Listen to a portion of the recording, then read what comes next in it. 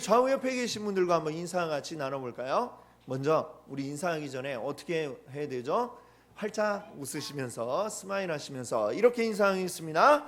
하나님을 위해 생명과 힘을 사용합시다. 네, 하나님을 위해 생명과 힘을 사용합시다. 아멘. 자, 오늘 벌써 8월 첫 번째 주간입니다. 밖에는 많이 덥죠? 그래도 여기 많이 시원하죠? 그렇죠? 네, 참 감사한 일이에요. 그렇죠? 이 에어컨이라는 게 있어가지고 이렇게 시원하게 예배할 수 있는 것도 참 이게 은혜입니다. 네, 오늘 이 무더위를 뚫고 나오신 여러분들, 무더위를 이겨내신 것처럼 오늘 또 이 모든 우리 하나님의 은혜를 받는 것을 방해하는 모든 것들을 이겨내고 우리 함께 은혜 받기 원합니다. 오늘 여러분과 함께 나눌 말씀의 제목은 내 생명 힘을 다하여, 내 생명 힘을 다하여 라는 제목으로 함께 또 은혜를 나누고자 합니다. 여러분, 우리 계속해서 신명기 6장 4절과 5절의 말씀, 우리가 이것을 쉐마라고 이렇게 부르고 있습니다. 구약 성경만 믿는 그 유대인들은 지금도 이 구절 신명기 6장 4절과 5절을 구약 성경에서 가장 중요한 구절이라고 생각을 해가지고 자기들 집 문 앞에다가 붙여놓고 들어갈 때 한번 보고 나가면서 한번 보고 이렇게 지금도 하고 있다라고 합니다. 자, 이 말씀이 구약 성경에서 아주 중요한 제일 핵심되는 구절이다라고 생각을 하는 것이죠. 오늘 우리도 이 말씀을 생각해 보면서 이 말씀을 통해 우리가 계속해서 은혜를 누리고자 합니다. 자, 먼저 우리 계속 몇 주간 이 말씀을 생각해 왔는데 지금 우리 앞에 있는 4절을 보시면은 거기서 무엇을 이야기합니까? 먼저 우리가 믿는 하나님이 어떤 분이시냐라는 것을 이야기하고 있죠. 우리 하나님은 어떤 분이시냐? 오직 유일한 하나님이시다. 이렇게 이야기합니다. 우리가 사는 이 세상 가운데는 신이라고 이름을 붙이는 것들이 너무나 많이 있지만 그 중에 정말 우리가 믿고 따를 만한 분, 그리고 정말로 우리에게 그 신으로서의 능력을 펼쳐 보일 수 있는 유일한 신, 바로 하나님 뿐이시다라고 이렇게 이야기하고 있습니다. 자, 더군다나 4절에서는 뭐라고 그 앞에 뭐라고 했냐면요, 우리 하나님 여호와라고 이렇게 얘기하고 있습니다. 니네 하나님이 아니고요, 우리 하나님이다 라고 얘기를 하죠.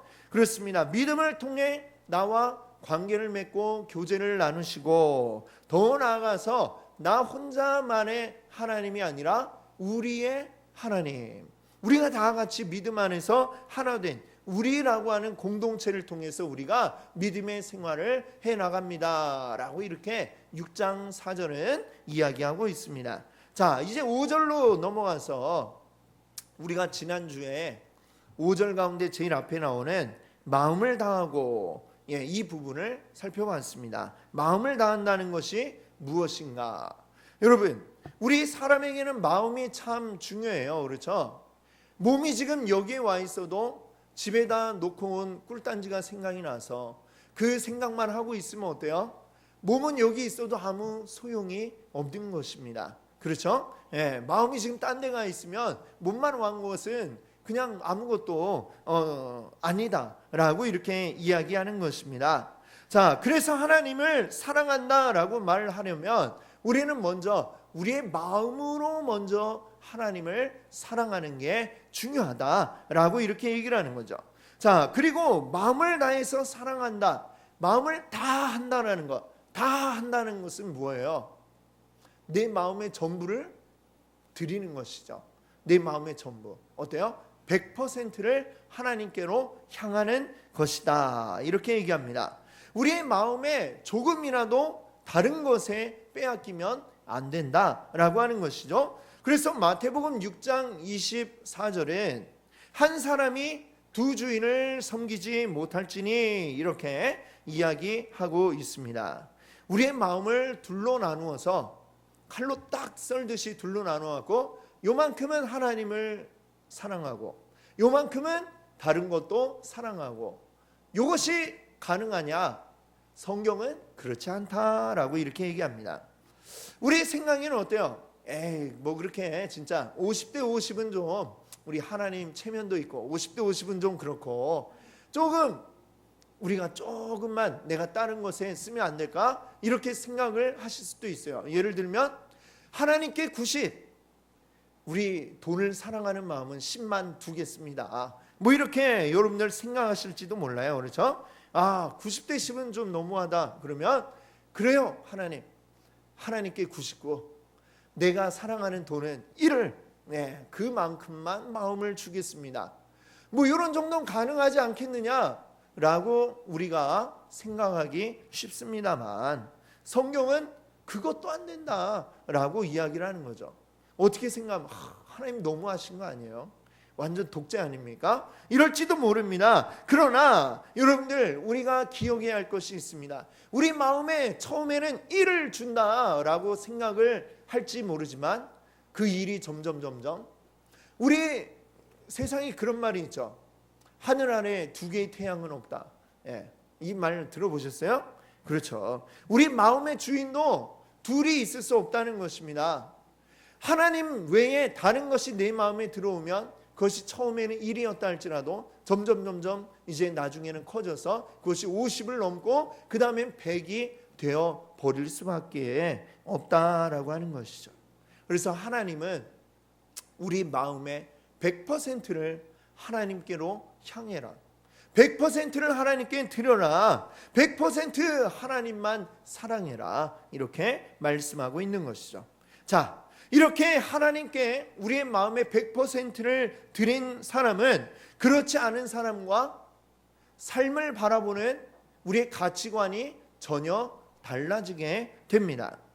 그 사람이 마음에 중요하게 여기는 것, 이것을 위해서 우리는 살아가게 됩니다. 이건 모든 사람이 다 마찬가지죠. 돈이 중요하다라고 생각하는 사람은 돈을 위해서 살아갈 것이고, 권력이 중요하다 생각하는 사람은 권력을 얻기 위해서 살아가게 되는 것입니다. 그래서 마태복음 6장 21절은 내 보물이 있는 그곳에 내 마음도 있느니라 라고 말씀하고 있습니다. 우리가 중요하게 여기는 나의 보물, 그 보물을 향해 내 마음은 끌려가게 되어 있다라고 하는 것이죠. 내 마음을 따라서 내가 중요하게 여기는 그 마음에 중요하게 여기는 걸 따라서 내 삶의 방향이 결정되고 그것을 위해 내 삶을 살아가게 된다라고 하는 것이죠. 그래서 오늘 이야기하고자 하는 것은 우리의 생명을 다해 하나님을 사랑해야 된다라고 하는 것입니다. 자, 근데 오늘 우리가 읽은 말씀에 보면 6장 5절을 보면 내 마음을 다하고 그 다음에 뭘 다하라고 그랬어요? 뜻을 다하라 라고 했어요. 뜻을 다하라고 그랬는데 생명은 갑자기 어디서 나온 겁니까? 이렇게 물어볼 수 있을 것 같아요. 이 부분을 영어 성경을 보면요, 이 뜻이라는 것이 어떤 단어가 사용되고 있냐면 소울은 뭐냐면 우리의 영혼을 이야기하죠. 히브리 성경에는 네페시라고 하는 단어가 쓰였는데 그 네페시가 가지고 있는 뜻은 숨, 생명, 이런 뜻을 가지고 있습니다. 자, 이 부분이 우리 지난주에 보면 예수님께서 이 구절을 가지고 말씀을 하셨는데 거기에 쓰여져 있는 신약에 가면 또 언어가 바뀌어요. 구약에서는 히브리어인데 신약에 가면 헬라어가 이제 쓰여졌습니다.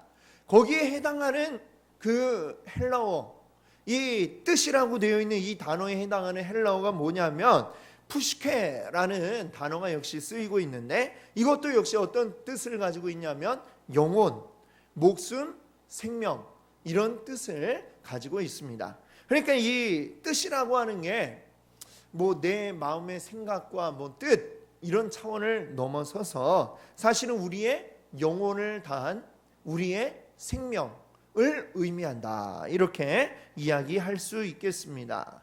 그래서 이 말을 우리가 좀 이렇게 바꿔보면 좋을 것 같아요. 우리의 생명을 다해 하나님을 사랑하라 라고 하는 의미로 여러분들이 이해하시면 좋겠습니다. 자, 좀 전에 제가 이 신약에서는 이 단어가 그대로 푸시케라는 단어가 쓰였다라고 그랬는데 이것이 사용되는 아주 대표적인 구절이 있는데요, 바로 마태복음 6장 25절입니다. 마태복음 6장 25절 우리 한번 같이 읽어볼까요? 그러므로 내가 너희에게 이르노니 목숨을 위하여 무엇을 먹을까 무엇을 마실까 몸을 위하여 무엇을 입을까 염려하지 말라. 목숨이 음식보다 중하지 아니하며 몸이 의복보다 중하지 아니하냐. 아멘. 여기에 나와 있는 이 목숨이라는 단어가 좀 전에 말씀드린 그 푸시케, 즉 이 생명을 의미하는 단어가 여기에 쓰였어요. 자, 우리의 목숨, 즉 우리 생명을 위해서 우리가 무엇을 먹을지 아니면 무엇을 마실지 또 우리가 무엇을 입을지 이런 것들을 염려하지 마라라고 예수님이 지금 말씀하고 있습니다. 자, 우리가 아까 조금 전에 이 예수님의 그 말씀을 이야기할 때 한 사람이 두 주인을 섬기지 못할지니 이 말씀을 드렸네요. 이 말씀에 바로 뒤에 이어서 나오는 게 지금 조금 전에 읽은 목숨을 위하여 무엇을 먹을까 마실까 입을까 염려하지 말라. 거기에 바로 이어서 이 말씀이 나오고 있습니다. 마태복음 6장에서 보면 예수님이 이 신명기 6장 4절과 5절의 말씀을 잘 풀어서 지금 설명하고 계시구나라는 것을 우리가 알 수 있습니다. 우리 두 주인을 섬기지 못한다. 이것은 무엇에 해당되는 말이에요? 우리의 마음을 다해서 여호와를 사랑하라라는 말씀이죠. 그 다음에 우리 목숨을 위해 무엇을 먹을까 입을까 염려하지 말라. 이것은 뭐예요? 우리의 생명을 다해 여호와를 사랑하라라는 말씀을 하고 계신 것이죠. 이것들을 지금 제자들에게 예수님이 풀어서 지금 설명해 주고 계시다라는 것입니다. 자, 우리가 처음에 내 마음의 100%를 하나님께 드려야 된다라고 그랬습니다. 내 마음이 어디를 향해야 되는가? 하나님을 향해야 되는가? 세상을 향해야 되는가? 그 방향을 결정해야 되는데 하나님께로 향하기로 내가 100% 하나님께로 내 마음을 쏟기로 한다면 그 다음에 이제 내가 나아갈 내 삶의 방향이 결정되는 것입니다. 내 삶의 목표가 무엇인지가 분명하게 정확하게 나오게 되는 것이죠. 내가 하고 싶은 것을 위해서 내가 살아가는 것이 아니라 하나님이 원하시는 그것을 위해서 내가 살아가게 되는 것이죠. 내 마음이 정해지면 이제는 내 삶의 방향이 정해집니다. 그러면 그것을 알았으면 그 다음에 어떻게 되겠어요? 내가 가야 할 방향으로 나아가게 되겠죠. 말하자면 이것이 뭐예요? 내 삶의 전부를 그 방향을 향해서 달려가는 것입니다. 이것은 다시 얘기하면 하나님이 원하시는 것을 위해 나의 삶을 드리겠습니다라는 고백으로 이어지게 된다라고 하는 것이죠. 여러분, 내 생명을 다해라, 내 목숨을 다한다 라고 이렇게 얘기를 하면 우리는 이렇게 얼핏 떠올리기를 어떤 것을 떠올리냐면 그러면 하나님을 위해서 죽어야 된다는 얘기구나 라고 생각을 합니다. 순교 이런 것들을 떠올리죠. 물론 하나님 앞에 하나님을 위해서 죽는 거 너무나도 정말 대단한 일이고 정말 아름다운 일임에 분명합니다. 그런데 죽는 게 중요한 게 아니고 사는 게 더 중요하다라는 것을 우리가 알아야 됩니다. 순교자는 그냥 어느 날 가만히 있다가 갑자기 탁 죽는 게 아니에요. 갑자기 순교하는 게 아니에요. 순교자의 합당한 삶을 살아왔기 때문에 또 하나님을 위해서 죽을 수 있는 것이죠.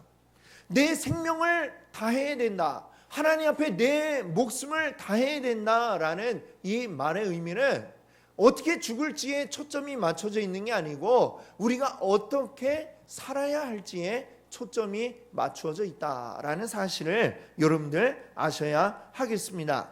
잘 죽으려면 잘 살아야 된다는 것입니다. 잘 살아야 돼요. 내가 어떻게 살아갈 건가? 내 삶의 전부가 하나님을 향해 살아가는 그것이 바로 곧 내가 내 생명을 다해 하나님을 사랑하는 것이다 라는 것을 우리가 기억할 수 있기를 바랍니다. 요한복음 12장 25절을 보면요, 한번 같이 읽어볼까요? 요한복음 12장 25절입니다. 자기의 생명을 사랑하는 자는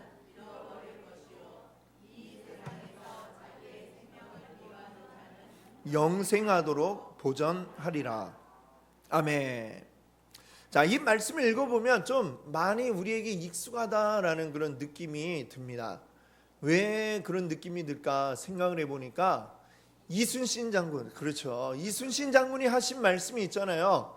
살고자 하면 죽을 것이요, 죽고자 하면 살 것이다. 예, 이 얘기를 하셨는데 사실 오늘 이 말씀도 그와 같은 내용입니다.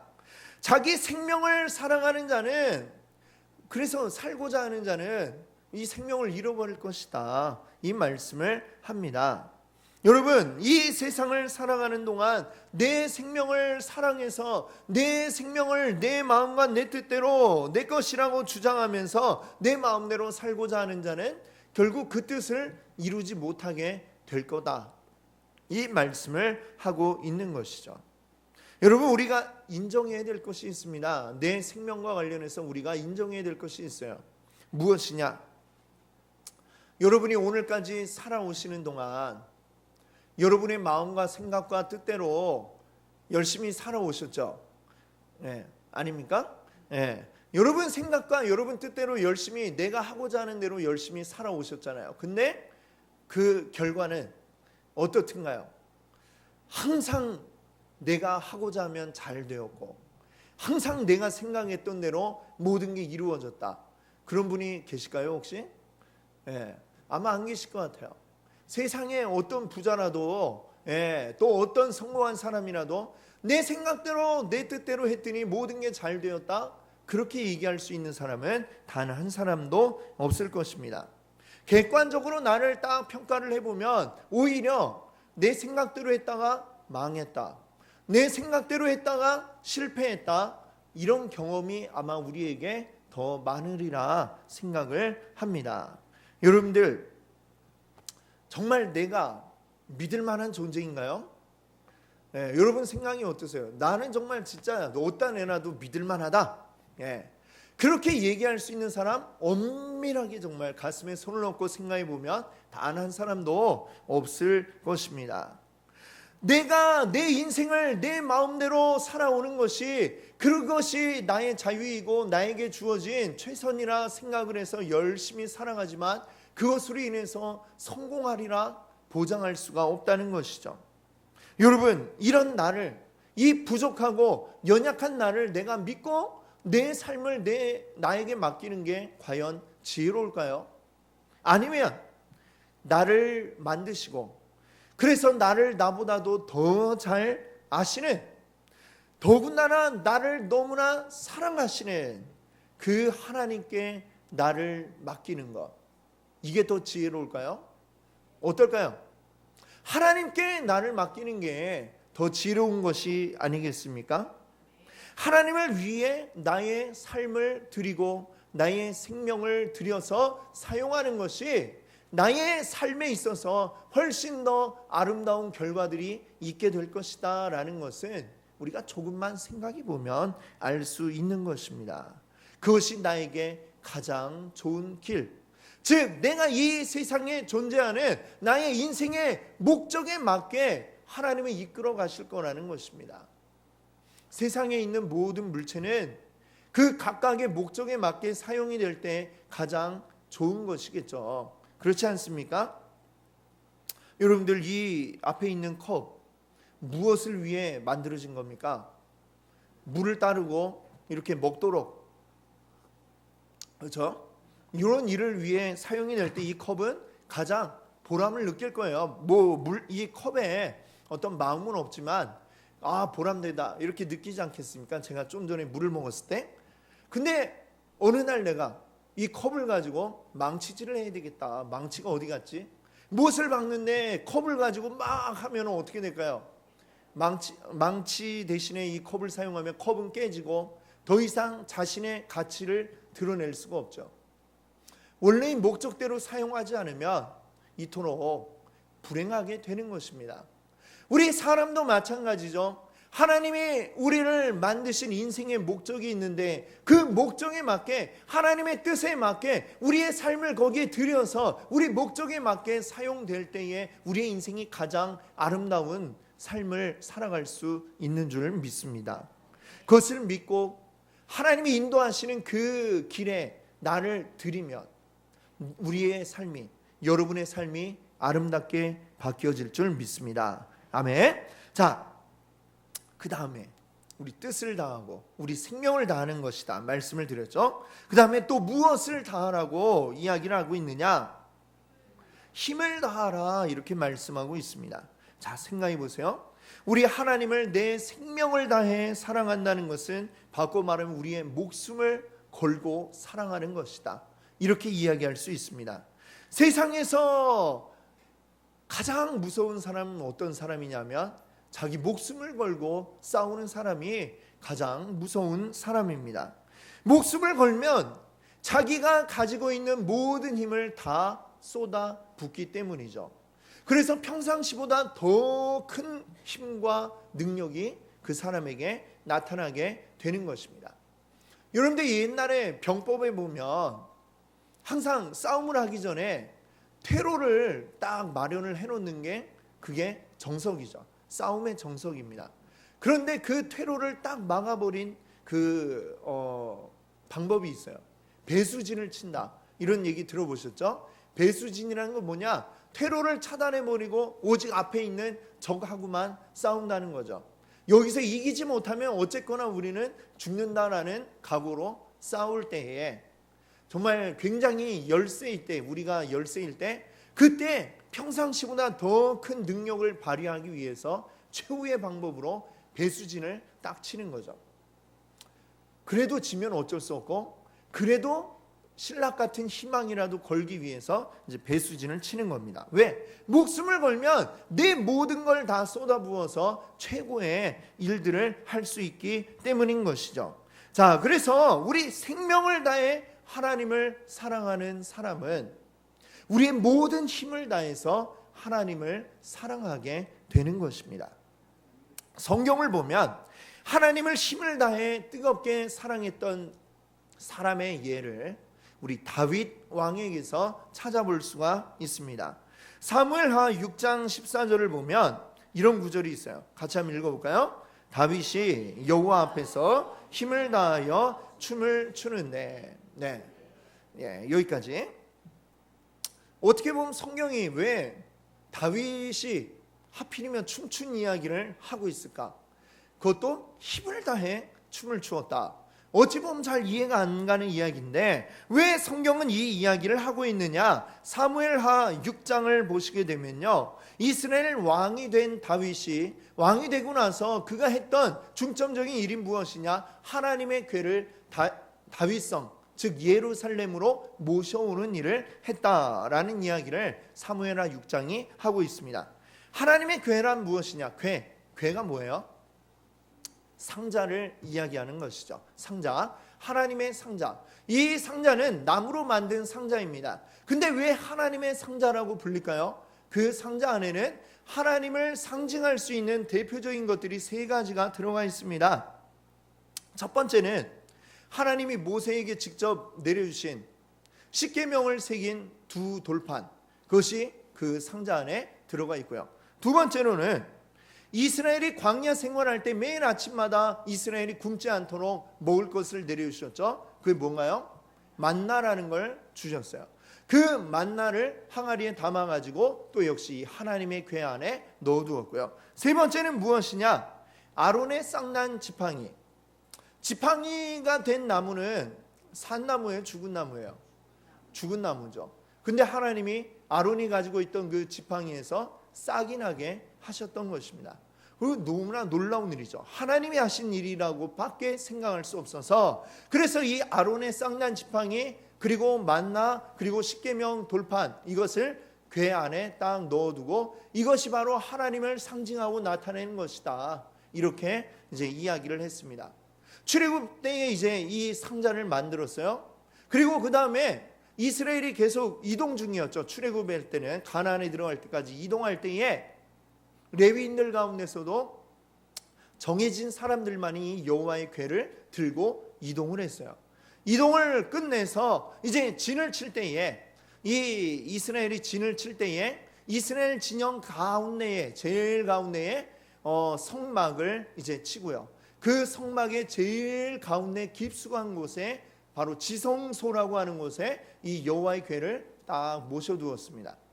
이 여호와의 궤는 좀 전에 말씀드린 것처럼 아무나 만질 수도 없고요, 아무나 볼 수도 없습니다. 오직 지성소 안에 딱 넣어두고서 1년에 딱 한 차례 대제사장만 그 안에 들어가서 이 여호와의 궤를 이제 볼 수가 있었던 것입니다. 자, 근데 이것이 딱 한번 이 지성소 밖으로 끄집어내진 적이 있었는데, 그때가 언제냐? 자, 엘리 제사장 때, 사무엘상을 보면 엘리 제사장 때 이스라엘이 블레셋과 싸움을 하는데 계속해서 불리한 상황이 계속됐어요. 그래서 안 되겠다, 우리 하나님의 궤를 가지고 전장터로 가가지고 그러면 하나님이 우리를 도와주시지 않을까, 이렇게 생각하고 하나님의 궤를 쫙 가지고 전쟁터로 모시고 왔어요. 그러나 그 결과는 블레셋에게 대패, 크게 패하고 많은 사람이 죽었을 뿐만 아니라 여호와의 궤마저 빼앗겨 버렸죠. 뺏겨 버렸어요. 블레셋 사람들이 막 가지고 가버렸어요. 자, 하나님의 궤가 아무 능력이 없느냐? 근데 그게 아니었던 것이죠. 사무엘상을 보면 계속해서 어떤 이야기가 펼쳐지느냐? 블레셋 사람들이 좋다고 전리품으로 여호와의 궤를 딱 가지고 왔는데, 가지고 가는 이 블레셋 도시마다 전염병이 돌고 사람들이 막 죽어나갑니다. 처음에 이 도시에 이런 일이 있으니까 혹시 저것 때문에 그런가? 다른 도시로 옮겼더니 또 거기도 난리가 나는 거예요. 5군데를 돌다가 결국에 안 되겠다, 이거 이스라엘 거니까 이스라엘에게 돌려보내자. 돌려보냅니다. 돌려보내지만 이것을 어떻게 해야 할지 알 수가 없어서 이스라엘 사람들은 그 블레셋과 이스라엘의 그 국경지대 근처에 있었던 어디로 가냐면요, 아비나답의 집에다가 이제 모셔두게 됩니다. 아비나답이라는 사람의 집에 모셔둬요. 그냥 말하자면 방치된 채로 거기에서 수십 년 시간을 지나게 됩니다. 그러고 나서 시간이 지나서 다윗이 왕이 되고 나서야 비로소 내가 하나님을 위해 성전을 짓고 싶다. 그리고 그 전에 먼저 하나님의 궤를 이곳에, 이스라엘의 수도가 된 이 다윗성 예루살렘에 이 여호와의 궤를 모셔야 되겠다 생각을 하고 이제 모셔옵니다. 자, 1차 시도를 했을 때 중간에 사고가 나죠. 그 하나님의 궤를 모셔오던 사람들 가운데 이 아비나답의 아들인 우사와 아요가 있는데, 갑자기 막 궤를 끌고 가는 소가 그냥 막 발작을 하는 거죠. 막 난리를 치는 거예요. 그래가지고 떨어질 것 같아. 안돼 안돼 하고 손을 딱 댔더니만, 근데 우사와 아요는 레위인들이 아니었어요. 그래서 이들은 그 손을 대는 순간 바로 죽고 맙니다.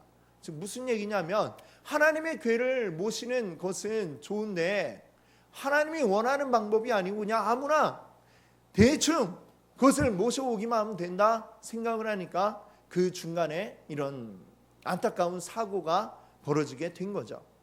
그래서 이 다윗은 근심하면서 내가 제대로 하지 못했구나 고민을 하다가 다시 2차로 시도를 합니다. 이때는 제사장들에게 물어보고 어떤 방법을 사용해서 하나님의 궤를 옮겨야 되는지 다 검증을 해가지고 이제 그 방법대로 모셔오게 됩니다. 이때는 아무 사고가 일어나지 않고 예루살렘 성 안까지 제대로 잘 들어오게 됩니다. 그때 예루살렘 성에 살고 있던 이 이스라엘 백성들이 나와가지고 막 환호성을 지르면서 드디어 그 하나님의 궤가, 오랫동안 방치되었던 하나님의 궤가 이제 들어왔구나 하면서 기뻐하고 축제가 벌어지게 되죠.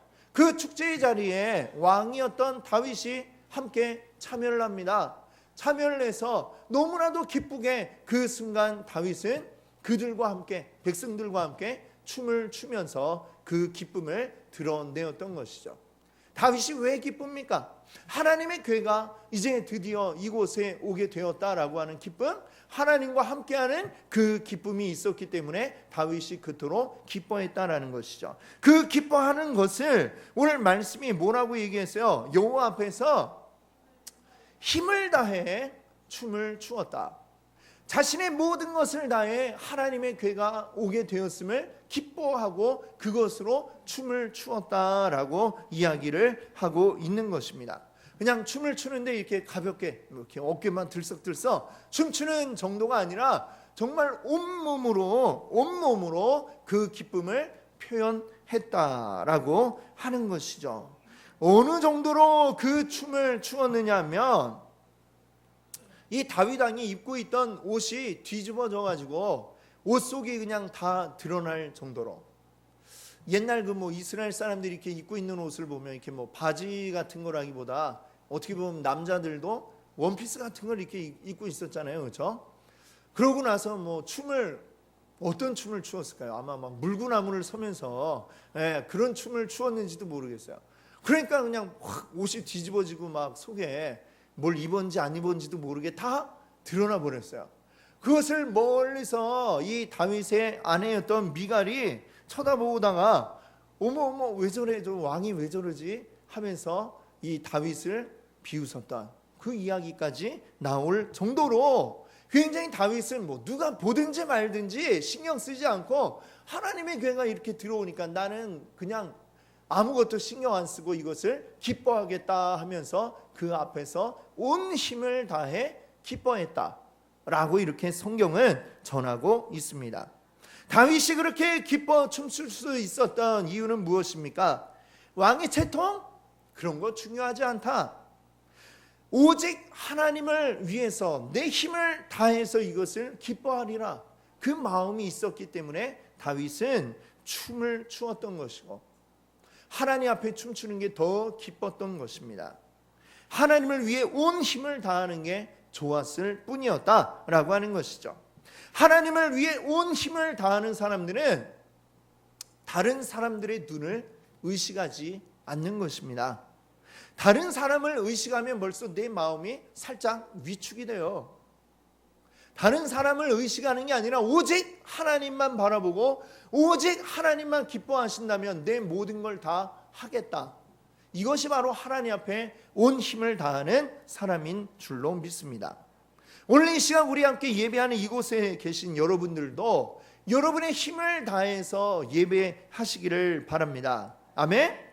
거룩한 예배라는 것, 거룩한 예배를 우리가 많은 분들이 착각을 해요. 거룩한 예배하면은 점잖게 드리는 게 거룩한 예배라고 생각하는 분들이 계신 것 같아요.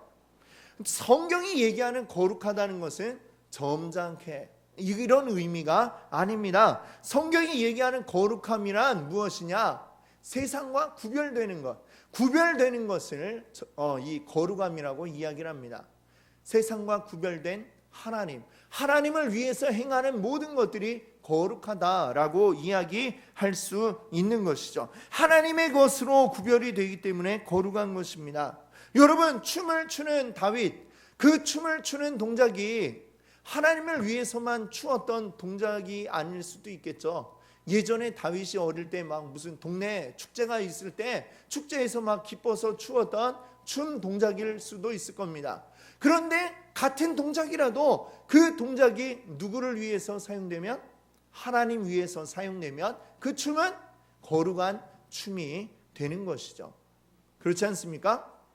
여러분, 우리가 똑같이 노래를 불러도, 사랑을 노래해도, 세상의 사랑을 위해서 우리가 노래를 부르면 그것은 세상 노래가 되겠지만, 하나님을 위하여 부르면 그것은 하나님을 위한 구별된 노래가 되는 것이죠. 우리 교회 찬양 가운데 당신은 사랑받기 위해 태어난 사람, 이거 아시죠? 잘 못 불렀지만 아실 겁니다. 근데 이 노래를 교회에서만 부르는 게 아니더라고요. 누가 또 부를까요? 생일 축하할 때도 부르고, 또 어디서 부르는가 보니까 이 연예인 팬들이 있잖아요. 그 연예인들을 보면서 당신은 사랑받기 위해 태어난 사람 이렇게 또 불러요. 그 자신들이 좋아하는 그 연예인들을 위해서. 자, 거기서 부르는 건 똑같은 노래지만 찬양이 될 수가 없어요. 그러나 우리가 하나님 앞에서 거룩하게 그 노래를 우리가 서로 불러주고 서로를 높여주면 그 노래는 찬양이 되는 것입니다. 거룩한 게 되는 것이죠. 여러분, 내가 무엇을 하느냐, 행동보다 더 중요한 건 뭐예요? 그 마음이 온전히 하나님 향하여 드려졌느냐? 그렇다면 그것은 거룩한 것이고 그것은 우리가 힘을 다해 할 수 있는 것이 된다라고 하는 것입니다. 여러분, 우리가 이 시간 찬양을 할 때에 또 우리 찬양뿐만 아니라 말씀을 들으실 때에도 여러분의 힘을 다해서 이 예배에 참여하시기를 바랍니다. 아멘. 우리가 예배가 끝나면 여러분들이 어떻게 되느냐, 뒤에서 아무리 에어컨을 틀고 있어도 막 땀이 막 나야 돼요.